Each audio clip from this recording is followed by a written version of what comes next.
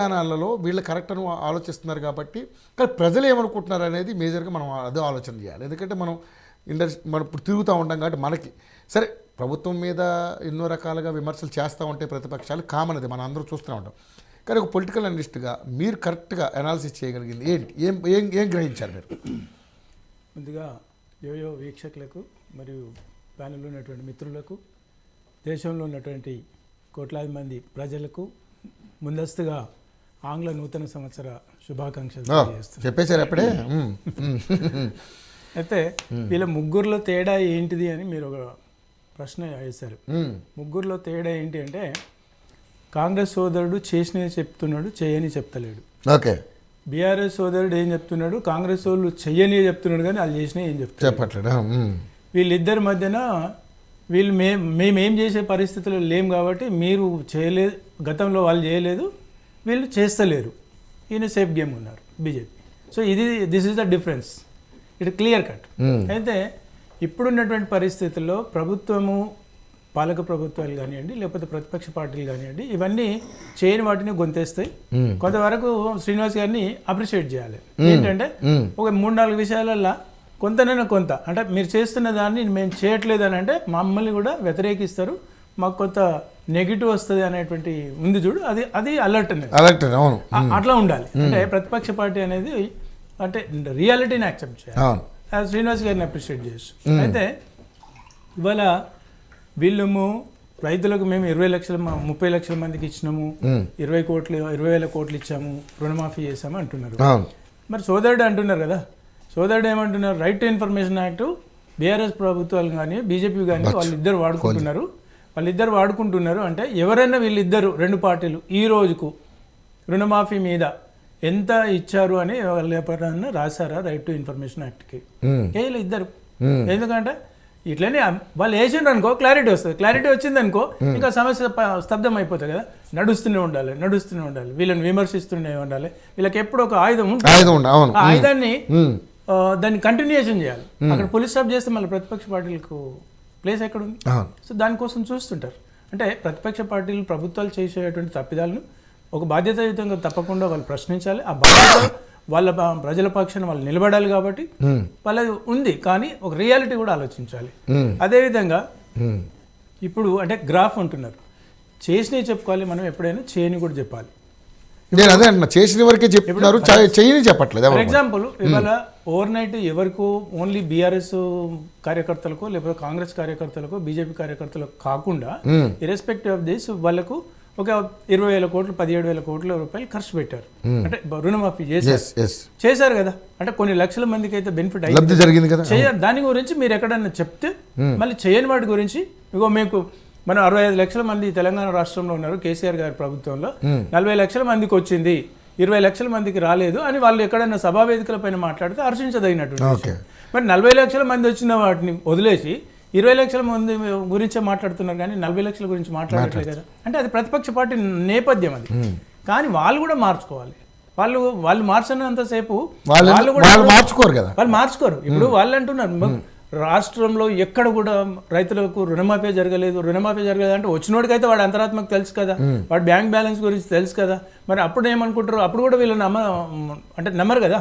అప్పుడు కూడా వీళ్ళు అరే నాకు వచ్చింది, మా ఊరికి వచ్చేసి ఎవరికి రాలేదు, నేను ఛాలెంజ్ చేస్తా అంటుంటే వచ్చిన ఊరోళ్ళకు 100లో 60 మంది 70 మంది అయితే వచ్చారు కదా, వాళ్ళకి ఉంటుంది. కానీ చెప్పడు వాడు, అంటే రానివాడు వచ్చి రోడ్ల మీద గొడవ చేస్తాడు, కానీ వచ్చినోడు ఎక్కడ కూడా పక్కని కూడా చెప్పాడు. అది చెప్పినా కూడా ఓకే వాడు గుసగుస చెప్పుకుంటాడు, నాకు వచ్చింది కానీ నేను ఎట్లా మాట్లాడుతున్నా అని అనుకుంటారు. కానీ వాడు వేదికల పైన వచ్చి చెప్పారు. దాన్ని వీళ్ళు ఎక్కడ కూడా ఎన్కాష్ చేసుకుంటారు కాంగ్రెస్ వాళ్ళు. మరి ఒక గ్రామంలో 25 మందికి రాలేదన్నప్పుడు వాళ్ళు తెలంగాణ రాష్ట్రం ఇచ్చినప్పుడే తెలంగాణ మేము రాష్ట్రాన్ని మేము సిద్ధింపజేసామని ఫోకస్ చేసుకోలేకపోయారు. అది అంటే అప్పుడున్నటువంటి మీరు మంచి పాయింట్ చేశారు.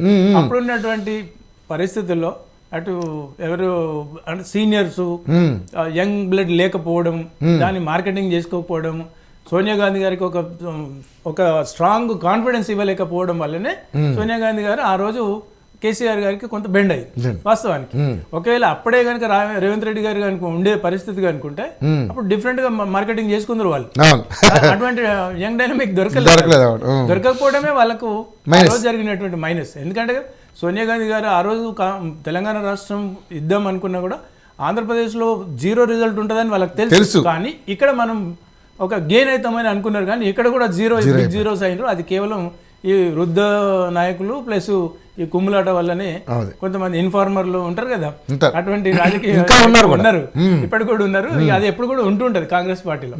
సో ఇవన్నీ ఆలోచించినప్పుడు ఇప్పుడు వాళ్ళు సీతక్క గారు కానివ్వండి, లేకపోతే మన పొన్నం ప్రభాకర్ గారు కానివ్వండి, అంటే కొన్ని లక్షల మంది బెనిఫిట్ అవుతున్నారు. ఎక్కడ మహిళలు ఉచిత ప్రయాణం మీద, కానీ దాంతో సంతృప్తి పడరండి. ఎందుకంటే మహిళలకు ఒక మహిళ యావరేజ్గా ఒక 200 సేవ్ చేసుకొని ఉంటుంది, అంటే ఉచిత ప్రయాణం వల్ల. కానీ వాళ్ళకి ఇస్తాను 2500 ఎక్కడ పోయింది? 4000 అంటే ఆఖరికి తీసుకున్న రోజు ఉచిత ప్రయాణంతో హ్యాపీనే ఉన్నారు. కానీ వాళ్ళు ఇదే భాషలో ఏం మాట్లాడతారంటే వీడు ఇంట్లోకి వెళ్ళి ఇమ్మని ఇచ్చిండా, మనం 4000 ఎగ్గొట్టేసి వీడు 200 ఇచ్చిండు అంటారు. ఇదే జరుగుతుంది. అంటే మీరు అది చేసిన మీరు వృధా ప్రయాస అది. దాని నుండి పెద్దగా ఏమవుతుంది? మనకు 500 ఇచ్చిండు, మనకు 4000 బాకీ ఉన్నాడు, అవి ఎక్కడికి పోయినాయి? ఈ కోసమే ఉంటుంది తప్ప 2000 నాకు 500 వచ్చిందనే సాటిస్ఫాక్షన్ ఉండదు. ఇప్పుడు అదే విధంగా రైతులు కూడా రైతు రుణమాఫీ చేసిండ్రు, మాఫీ చేసిన మాట వాస్తవమే. కానీ మరి నాకు రైతు బంధు నిరుద్యోగులకు ఉద్యోగాలు ఇచ్చిండ్రు, ఆయన ఫిల్ చేయలేదు బీఆర్ఎస్ పార్టీ వచ్చినప్పుడు. సరే అప్పుడు నోటిఫికేషన్స్ ఉన్నాయి, రిక్రూట్మెంట్ ఇచ్చారు, నిజాం కాలేజ్ గ్రౌండ్స్లో ఆర్డర్స్ ఇచ్చారు, చేతిలో పెట్టారు, బాగానే ఉంది. మరి నిరుద్యోగ వృత్తి అంటే ప్రతి ప్రశ్న ఉంది. నిరుద్యోగులకు ఏమైనా ఉద్యోగ సంఘాలు ఊపిరి పీల్చుకోవాలనేటువంటి సమస్యలు ఉన్నాయి వాళ్ళకు. ఇప్పుడు వాళ్ళు ఊర్లలో పోయి ఎవరైనా మీటింగ్ పెడతా అంటే కూడా ఉద్యోగ సంఘాలు కుమ్మక్కైనవా అని అంటున్నారు, లేకపోతే మీకు చేత కాదా అని అంటున్నారు, లేకపోతే అరే మీరు వద్రబాయి మీరు అంత దొంగల అని ఉద్యోగస్తులు అంటున్నారు. ఎందుకు? ఉద్యోగస్తులు కూడా ప్రధానంగా వీళ్ళు కాంగ్రెస్ ప్రభుత్వం మీద పాజిటివ్ ఉన్నారు. కానీ ఇలా ఉద్యోగ సంఘాలకు ఉద్యోగస్తులకు వాళ్ళు రిటైర్మెంట్ అయిపోతే వాళ్ళు పెన్షన్ సెటిల్మెంట్ చేసే పరిస్థితి లేరు. మీరు వాళ్ళకి 4 DL పెండింగ్ పెట్టారు. మీరు ఈ ఉద్యోగస్తులు ఎక్కడ సాటిస్ఫై ఉన్నారు? వాళ్ళ ఎక్స్పెన్సెస్, మెడికల్ ఎక్స్పెన్సెస్ మీరు సెటిల్ చేయలేకపోతున్నారు. అక్కడ వాళ్ళకు మీరు ఆరోగ్యశ్రీ ఉన్న ఏవైతే ట్రీట్మెంట్ ఉందో వాళ్ళకి అక్కడ గవర్నమెంట్ ట్రీట్మెంట్ చేయలేకపోతే వీళ్ళు బకాయిలు పెట్టడం వల్ల గత ప్రభుత్వం బీఆర్ఎస్ కూడా 600 కోట్ల రూపాయలు డ్యూ పెట్టడం వల్ల వాళ్ళు ప్రైవేటు యాజమాన్యం బంద్ చేశారు. మరి ఇప్పుడు ఉద్యోగస్తులు ఎక్కడ పోవాలి? అంటే ప్రతి సెక్షన్ పీపుల్ కూడా ఉన్నారు. ఇవాళ ఉదాహరణకు ఒకవేళ ఈ సబ్ కమిటీ పొంగులేటి శ్రీనివాస్ రెడ్డి గారు కానివ్వండి, లేకపోతే బట్టి విక్రమార్క గారు కానివ్వండి, లేకపోతే ఈయన తుమ్మల నాగేశ్వరరావు గారు కానీ ఈ సబ్ కమిటీలో ఏం డిసైడ్ చేశారు? ఒక లిమిట్ పెట్టుకున్నారు. అంటే దానికి కాదని కూడా నేను అనలేదు.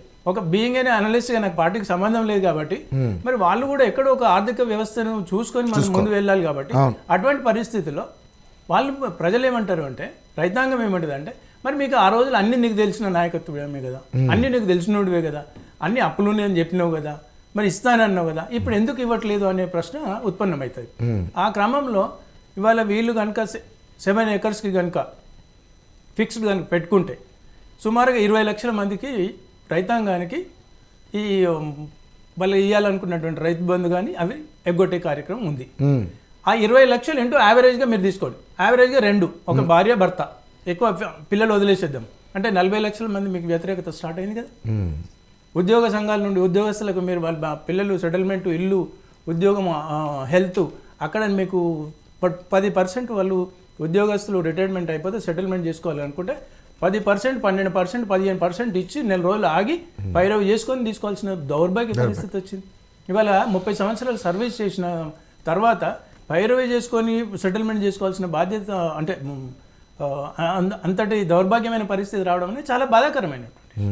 మరి ఆ ఉద్యోగ సంఘాలు, ఉద్యోగస్తులు ఉన్నారు, నిరుద్యోగుల వృత్తి ఏదని అంటున్నారు. ఓకే, వచ్చినోడికి ఉద్యోగం వచ్చింది బాగానే చేసుకుంటాడు, వాడు చల్లగా పోయి ఆఫీస్లో కూర్చుంటాడు, ఓకే వాడు పెళ్ళో లేకపోతే ఇంకో ఏదైనా ఎకనామికల్లీ ప్లాన్ చేసుకుంటాడు. కానీ రానుడి పరిస్థితి ఏంటి? మరి అంటే ఇవన్నీ సెక్షన్ ఆఫ్ పీపుల్ని ఆలోచించినప్పుడు మీరు చేసిన మరి గతంలో కూడా బీఆర్ఎస్ అదే విరవీగింది. నేను రైతు బంద్ వేస్తున్నా, నేను మహిళలకు పెన్షన్ పెంచినా, నేను వికలాంగులకు పెంచినా, నేను హైదరాబాద్ సెటిల్ చేసినా అంటే మీకు గివే కనిపించినాయి, కానీ వ్యతిరేకత మీకు కనిపించలేదు. ఆ వ్యతిరేకత మీరు మూట కట్టుకున్నారు. ఆ వ్యతిరేకత మనకు కనిపించలేదు. ఆ వ్యతిరేకత రిజల్ట్ కూడా రూరల్లో చూపించింది. అందుకే నేనేమంటున్నా అంటే ఆ రోజు కేసీఆర్ గారు కానివ్వండి, లేకపోతే బీఆర్ఎస్ పార్టీ కూడా మనం ఎంత చేసినాం, మనం ఎంత బ్రహ్మాండమైనటువంటి చేసినాం, మనకి ఎందుకు ఎక్కడ అసలు వాళ్ళు అనలైజ్ చేసుకుంటే మనకి ఓకే ఈ సెక్షన్ ఆఫ్ పీపుల్ ఓటేస్తారు, ఈ సెక్షన్ ఆఫ్ పీపుల్ ఓటేస్తారు, ఈ డెవలప్మెంట్ అయిపోయింది, హైదరాబాద్ మొత్తం మనకేస్తారు, హైదరాబాద్ గ్రామీణ ప్రాంతంలో మన వల్ల 50 లక్షలకు ఒక ఎకరం చేరింది, ఇక మనకు వాళ్ళు 90% వస్తుందని అనుకున్నారు. అంటే వ్యతిరేకతను వాళ్ళు అనలైజ్ చేసుకోలేదు, అంచనా వేయలేకపోయారు, అంచనా వేయలేదు. అది వాళ్ళకి దెబ్బతీసింది. ఇవాళ నేను కాంగ్రెస్ ప్రభుత్వానికి రేవంత్ రెడ్డి గారు కూడా ఏం చెప్తున్నానంటే, మీకు చేసినవి కనిపిస్తున్నాయి, మీరు చేయని వాటి గురించి మీరు అనలైజ్ చేసుకోండి. ఇప్పుడు నేను చెప్తున్నాను కదా, రైతులు కావచ్చు, నిరుద్యోగులు కావచ్చు, ఉద్యోగ సంఘాలు కావచ్చు, ఇప్పుడు వీళ్ళు ఇంప్లిమెంట్ చేసిన వాటిల్లో కూడా లొసుగులే ఉన్నాయి. ఇప్పుడు ఇందాక మీరు ఒక మాట అన్నారు, మహిళలు ఉచితంగా బస్సులో ప్రయాణిస్తున్నారు కానీ 2500 ఏం ఎక్కడైనా అడుగుతారు వాళ్ళు. అడుగుతారు కదా, రైతులకు రుణమాఫీ జరిగింది 2 లక్షలు, మరి రైతు బంధు ఏదని అడుగుతారు. అంటే ఇప్పుడు వీళ్ళు కూడా ఏమనుకుంటారు, మాకు ఆర్థిక పరిస్థితి ఇంత ఉన్నా కూడా మేము ఇన్ని లక్షల మందికి, ఇప్పుడు సీతక్కను లేకపోతే పొన్నం ప్రభాకర్ గారు 4 కోట్ల మంది ప్రయాణం చేసిండ్రు అంటే 4 కోట్ల మంది ప్రయాణం చేశారు, 2 కోట్ల మంది ప్రయాణం చేసినట్టు ఆయన ఓటు వేయడండి. ఆ మహిళలు ఓటు వేయరు. ఎందుకంటే నాకు నువ్వు 400-500 బెనిఫిట్ చేసినా కానీ నాకు ఇవ్వాల్సిన 4000 ముచ్చట ఇక్కడ అంటాడు. 4000 ఇంటూ వాళ్ళు లెక్క పెట్టుకుంటారు కదా 12 months. అట్లనే ఇంకా రాబోయే పరిస్థితులు వస్తుందని కూడా ఆశ లేదు కదా. ఇవాళ మీరు అన్నారు, గతంలో ఈ మహానుభావుడు చేసిన బీఆర్ఎస్ వ్యక్తి ఏంటి కేసీఆర్ గారు ఉచిత నల్లా నీళ్లు అన్నాడు. నల్లా నీళ్లు ఓకే, వాడికి ఒక చిన్న మిడిల్ క్లాస్ ఫ్యామిలీ ఉండేటోళ్ళు, వాళ్ళు లో పవర్టీ లైన్లు ఉన్న వాళ్ళకి ఏం చేశారు, నల్ల కనెక్షన్ ఇచ్చారు. ఇప్పుడు అదే అపార్ట్మెంట్లు ఉన్నోడికి, అదే వేరే కనెక్షన్ ఉన్నోడికి, వాడికి 2000 రూపాయలు స్లాబ్ ఉంటే అది 20,000 కడుతుర్రు ఇప్పుడు. అప్పుడు ఓకే, మీరు ఒక సెక్షన్ ఆఫ్ పీపుల్ని అట్రాక్ట్ చేయడానికి ట్రై చేసిండ్రు, కానీ ఆ ఉచిత నల్ల బిల్లు అనేది ఉంది కదా, దానివల్ల మా గ్రేటర్ హైదరాబాద్ వాటర్ వర్క్స్కి 100 కోట్ల బెనిఫిట్ వస్తుంది. అంటే బెనిఫిట్ మీకు వస్తుంది, అట్ ద సేమ్ టైం మీకు వ్యతిరేకత కూడా వచ్చింది కదా. మీరు ఆ వ్యతిరేకతను మీరు ఎందుకు చూసుకుంటలేరు? ఈ ప్రభుత్వాలు కానీ, గత ప్రభుత్వం కానివ్వండి, ఇప్పుడు ఉన్నటువంటి ప్రభుత్వం కాంగ్రెస్ కూడా ఇవన్నిటిని అనలైజ్ చేసుకొని ముందుకెళ్ళినప్పుడే మీ గ్రాఫ్ బాగుంటుంది. మీరు అనుకుంటుండొచ్చు, ఓకే మేము 17,000 కోట్లు ఇచ్చినాం, ఇది ఆషామాషి కాదు, దేశంలో ఒకటేసారి ఇచ్చినామని అనుకుంటున్నారు. కానీ దాంతోపాటు వ్యతిరేకత ఎంత ఉందనేది సోదరుడు ఏమన్నాడు, గతంలో ఏమన్నారు, దళిత బంధువు మీరు కావాల్సిన వాళ్ళకి ఇచ్చినారు. దళిత బంధు ఏమైంది? ఈయనోడు ఎప్పుడు అసలు దాని గురించి ఎవరు పట్టించుకోవాలి, వాస్తవానికి అడిగినోడు లేడు, కానీ ఇచ్చిండ్రు. ఇవ్వడం వల్ల ఏమైంది అంటే వేరే బంధువులు కావాలి, బీసీ బంద్ ఏది, వైశ్య బంద్ ఏది, కొంతమంది కూడా వాళ్ళ అనుకూల వర్గానికి ఇచ్చారని కూడా అపవాదం వచ్చింది కదా. దాని మీద కేసీఆర్ గారు కూడా అన్నారు. ఇప్పుడు వీళ్ళకి కూడా అదే ఉంది.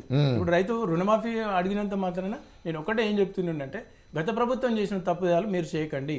మీరు చేసిన ఒంటెద్దు పోకడలాగా మీరు ఓన్లీ ముందు చూపే కాకుండా మీ వెనకాల ఏమంటుండ్రో కూడా మీరు అనలైజ్ చేసుకోవాలి. గ్రామీణ స్థాయిలో, మీరు అట్టడి స్థాయిలో ప్రధానంగా ఉద్యోగ సంఘాలు ఏమనుకుంటున్నాయి, ఉద్యోగస్తులు ఏమనుకుంటారు, నిరుద్యోగులు ఏమనుకుంటారు, ఇవన్నీ అనలైజ్ చేయకపోతే మీ గ్రాఫ్ ఇట్లనే ఉంది అనుకుంటున్నారు. కానీ అక్కడ అనుకుంటారు వాళ్ళంతే, గ్రాఫ్ పెరుగుతుంది అనుకుంటున్నారు వాళ్ళు, కానీ ఈయన ఏమంటే స్టెబిలిటీగా ఉంది అనుకుంటున్నాడు, కానీ అది డౌన్ అవుతున్న సంగతి వీళ్ళు తెలుసుకోవాలి. సంతోషం, సోదరుడు నిజంగా కొంత అంటే అట్లీస్ట్ మాకు తగ్గలేదు అని అనుకుండా స్టెబిలిటీగా వెళ్తున్నాడు, పెరగలేదు అనకుండా అక్కడ అనుకున్నాను నేను పరిణితి బాగానే ఉంది అనుకున్నాను. రైట్. ఇప్పుడు మీరు అనలిస్ట్ గారు చెప్పింది కానీ, బచ్చు శ్రీనివాస్ గారు చెప్పింది కానీ, పివి రెడ్డి గారు చెప్పింది కానీ విన్నారు. కానీ నిజంగానే మరి మీ గ్రాఫ్ ఇప్పుడు పెరగడానికి మీరు ఏం ప్రయత్నాలు చేయాలి? ఎందుకంటే ఇందాక ఆయన చెప్పారు, ఇప్పుడు మంచి పాయింట్లు క్యాచ్ చేశారు. మహిళలు బస్సులో ప్రయాణం చేస్తున్నంత వరకు బాగానే ఉంది, 2500 వాళ్ళకి లింక్ ఉంది కాబట్టి అడుగుతారు కంపల్సరీ. ఇంతవరకు దాని జోలే ఎత్తలేదు మీరు. నెక్స్ట్ రైతులు రుణమాఫీ చేశారు, మరి రైతు బంధు